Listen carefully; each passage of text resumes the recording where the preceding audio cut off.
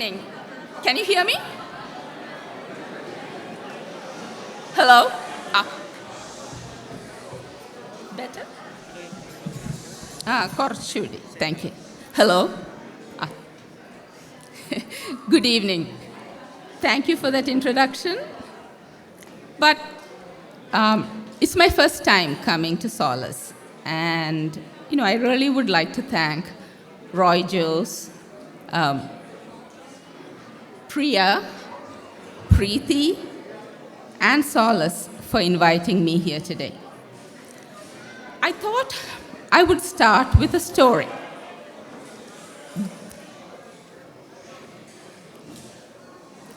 This is about a patient of mine. She is 8 years old and has cerebral palsy.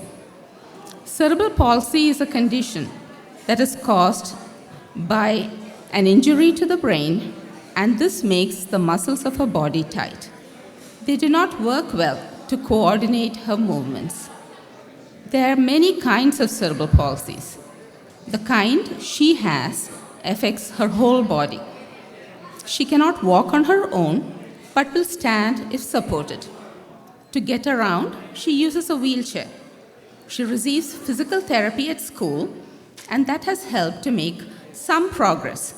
And here in California, these therapy services are provided free of cost to eligible children at school. I've known this little girl for over 5 years, and for the last 3 years, her mother has been battling the school district to convince them to increase these therapy sessions.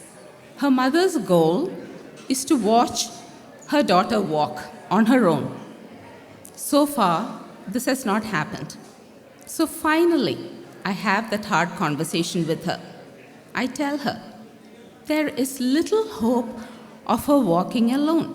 The school district is giving her as much as they usually do in such situations. Let it go. She laughed. Just write me that letter. I sighed. There's no arguing. I know when I hit a brick wall. She's as stubborn as they come. So I write one more letter in a long line of similar ones that I have done over the years, asking the school for more therapy hours and more sessions. Early this year, on my way to lunch, I see them both at the front desk, making an appointment to see me. The mother rushes up and shows me a video on her cell phone. And there she was, that little girl, taking her first steps at age 8. I look at it in amazement. I'm making another appointment, she says. Oh boy, what do you want now? She shakes her head, laughter sparkling in her eyes. Oh, I have plans, she says. I will tell you at our appointment. I wanted to tell you the story to introduce you to the topic I came here to talk about, hope. Hope is a simple word, but it has a powerful effect. Arundhati Roy described hope as being wild, irrational, and unreasonable. That I know is true. As a doctor, sometimes I have to give families news that might be the worst news that they may ever hear about their child. But that is my job, to be factual. But holding on to hope, that is their job. I tell them to hold on to it, fight to make it come true, and come back someday to tell me I was wrong. And their child did all that I tell them that he or she can never do. We need this belief, even if it is a self-delusion, that our child is capable of more than what the world expects from them. To have dreams, to persevere in the face of negativity, to try and try and try again against all odds. Hope, however, has a dark side to it too.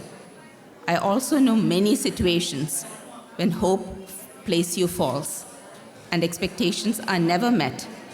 Then, holding on to hope can be destructive. Let me tell you another story. This little girl has a degenerative neurological disease, a disease that was destroying her brain slowly over time. She was a playful, active toddler when the disease began, but now she cannot walk on her own. She needs a wheelchair to get around and tubes to feed her and to give her oxygen to breathe. Her survival thus far is a tribute to science, technology, and her parents' devotion. One day, while in the hospital, her heart stopped. Her parents held on to hope. They did not want to see her die. So the doctors did cardiopulmonary resuscitation, CPR. After 10 minutes, her heart began to beat again. But that 10 minutes had worsened the damage to her brain. And now she lay unresponsive, even to her parents' voice. There is no longer hope, the doctors tell them. Her mother listens to all this, tears pouring down. Isn't there any place we can take her? No, is the answer. There is no place that can cure her. Go home. Let her last memories be good ones of you holding her with her father and brother by her side. Eyes wide, with her hand over her heart, pushing in hard, the mother says in a soft voice, "It hurts. I don't want to see her suffer, but I cannot let her go. I love her so much." Giving up hope and waiting for death is never an easy decision. Sometimes death comes quickly, sometimes not. Sometimes it happens in the hospital among strangers. Sometimes it happens at home among loved ones. We welcome it sometimes and sometimes try to fend it off with our medicines and machines.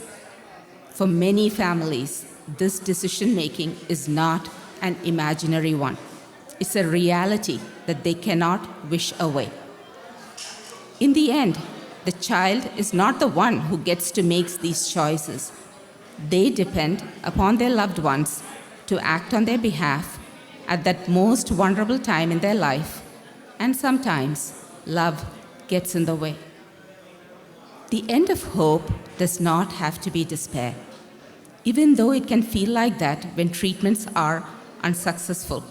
Symptoms worsen, previous symptoms recur, and parents are asked to make increasingly difficult choices.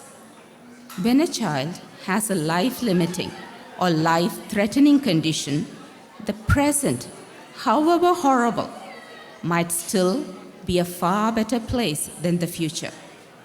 Time will fly and bring that ugly future into the present before you know it. Chasing after treatment possibilities that do not change the ultimate outcome takes away valuable time that could have been spent on happy moments within the family. Let worry, grief, and anger take a back seat occasionally. Focus on the present and the small pleasures that life will bring. Focus on the best quality of life and care, not just for your child, but for the entire family. Doctors, too, are trying to keep this in mind when children are diagnosed with a life-shortening or life-threatening condition. Along with attempts to treat, there should be attempts to mitigate suffering, to alleviate the child's physical, psychological, and social distress. This active, total care of the child's body, mind, and spirit, along with giving support to the family, is called palliative care. Palliative care is not just end-of-life care. Parents often think that being offered palliative care means the doctors have given up and treatment will be stopped, or treatment will not be offered, or the doctors will not continue to search for a cure. That is not true. Families should always have a choice to continue treatment or a choice to stop. Palliative care is about helping these children live life to the fullest, and when the time comes, to die with dignity. Palliative care can be introduced at any point throughout a child's life. Ideally, it should begin when a child is diagnosed with a life-shortening condition, or from recognition that curative treatment for a life-threatening condition is not an option. This should happen regardless of whether a child receives treatment directed at the disease. Palliative care is a multidisciplinary field that encompasses multiple agencies and specialists. It can be provided in tertiary level hospitals, in community health centers, and even in children's homes. In this too, parents should have a choice. They should be able to choose the place of care, the place of death, and the kind of emotional and bereavement support they want. Challenges to implementing palliative care are many.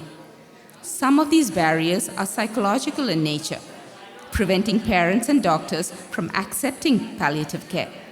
Some are institutional, as there are not enough medical professionals trained in this field, and there's often not enough money or resources or access to pharmacological and non-pharmacological interventions to reduce pain and improve quality of life. The care of a chronically ill child can stretch the resources of any family. For families already burdened by crushing poverty, these demands can be devastating. The option of not treating for many then becomes an unavoidable necessity and not a choice. The reason why we are all here today is to try and bring down those barriers. I have no words to express my admiration and gratitude to Sheba Amir and the work she has spearheaded.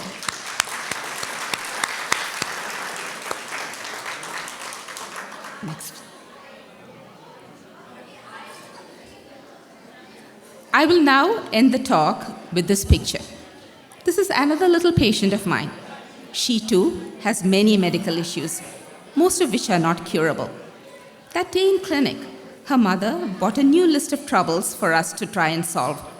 We did not notice that pool of light on the floor until we heard her humming.